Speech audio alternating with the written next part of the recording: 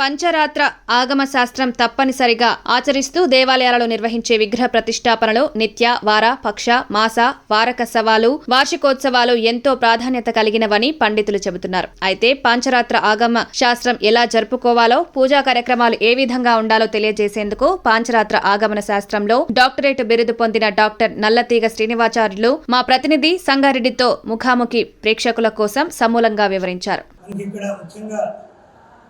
ఆగమ శాస్త్రాలు రెండు రకాలు ఉంటాయి. వైకానస సిద్ధాంత ప్రకారంగా పాంచరాత్ర ఆగమ శాస్త్రం అని చెప్పేసి దీనిలో కొన్ని నియమాలు పూర్తి చేసి ఆ భగవంతుని యొక్క వైభవాన్ని, ఉత్సవాలన్నీ కూడా ఏ విధంగా నిర్వహించాలనేది, అర్చకత్వ విధానం అనేది కూడా సమకూర్చి ఏర్పాటు చేసినటువంటి గ్రంథమే ఈ పాంచరాత్ర ఆగమ శాస్త్రం అని చెప్పేసి ఆ బ్రహ్మాండకు సాక్షాత్తుగా ఆ బ్రహ్మదేవుడి యొక్క సమక్షంలో ఈ బ్రహ్మోత్సవాలు కార్యక్రమాలు నిర్వహిస్తూ ఉంటాం.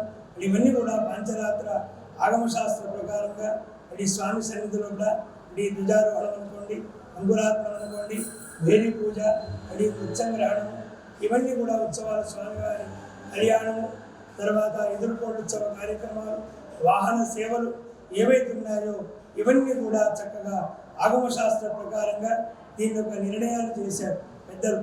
ఆ భగవత్ రామానుజుల వారు నిర్ణయం చేసినటువంటి విధానంగా ఈ ఆగమ శాస్త్ర ప్రకారంగా ఈ స్వామివారి ఈ యొక్క ఆలయాల్లో కూడా, ప్రతి వైష్ణవ ఆలయాల్లో కూడా శ్రీవారి సేవలన్నీ కూడా జరుగుతూ ఉంటాయి.